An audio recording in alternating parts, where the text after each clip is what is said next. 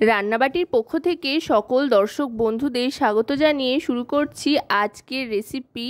এই গরমে মন প্রাণ ভরানো রসনা তৃপ্তিতে কাঁচা আমের চাটনি খেতে কিন্তু দুর্দান্ত লাগে। আর এর জন্য কাঁচা আম তো অবশ্যই লাগবে। এখানে দুটো বেশ বড় সাইজের আম স্লাইস করে কেটে নিয়েছি। এখনকার কাঁচা আম যেগুলো নতুন উঠছে এর কিন্তু স্বাদটাই আলাদা। আর কাঁচা আমের চাটনি করতে খুব বেশি কিন্তু তেলের প্রয়োজন হয় না। একদম সামান্য সাদা তেলে ফোড়ন হিসেবে দিয়ে দিলাম 5 ফোড়ন আর একটা শুকনো লঙ্কা। তারপর ফোড়নটা একটু ভাজা ভাজা হয়ে গেলে কাঁচা আমগুলো দিয়ে দিতে হবে।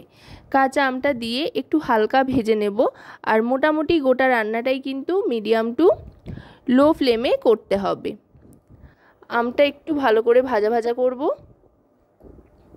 এবার দিয়ে দিচ্ছি পরিমাণ মতো লবণ আর দিয়ে দেব হলুদ। হলুদ গুঁড়োটা অবশ্যই দেবেন, এতে করে খুব সুন্দর একটা রং আসবে। আপাতত কিন্তু এখানে নুন হলুদ ছাড়া আর কোনো কিছুই মেশানো নেই মশলার মধ্যে। নুন হলুদটা দিয়ে ভালো করে মিশিয়ে নেওয়ার পর এবার এতে দিয়ে দেব বেশ খানিকটা পরিমাণে জল, আমটা সেদ্ধ হবার জন্য। আমগুলো ভেসে থাকে এই রকম পরিমাণেই জল দিলাম। বেশি জল দিলে কিন্তু সেদ্ধ হতে অনেকটা সময় লেগে যাবে। তাই এই পরিমাণে জল দিয়ে গ্যাসের ফ্লেমটা মিডিয়াম টু লোতে রেখে ঢাকনা চাপা দিয়ে দিচ্ছি। 2 থেকে 3 মিনিট মতো অপেক্ষা করতে হবে আমটা সেদ্ধ হওয়ার জন্য। 2-3 মিনিট বাদে ঢাকনাটা সরিয়ে নিলাম। দেখুন কত সুন্দর একটা রং এসছে আর দারুণ সুন্দর কিন্তু গন্ধও ছাড়ছে কাঁচা আমের। বেশ টকটক একটা গন্ধ। এই গরমে এরকম গন্ধ নাকে আসলেই বেশ একটা আরাম হয়। আশা করব রেসিপিটি আপনাদের ভালো লাগবে। ভালো লাগলে অবশ্যই রান্নাবাটি চ্যানেলটিকে সাবস্ক্রাইব করে লাইক শেয়ার কমেন্টের মাধ্যমে আমাদের পাশে থাকবেন আর পাশে থাকা বেল আইকনটি অন করে দেবেন। এবার দিয়ে দিয়েছি চিনি।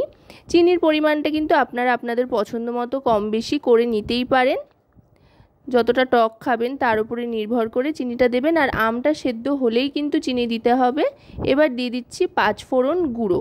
আপনারা বাড়িতে 5 ফোড়ন ভেজে নিয়ে গুঁড়িয়ে নিতে পারেন, আবার দোকান থেকে কেনা 5 ফোড়ন গুঁড়োও কিন্তু ব্যবহার করতে পারেন। যেটাই দিন না কেন স্বাদে কিন্তু খুব একটা কিছু হেরফের হবে না।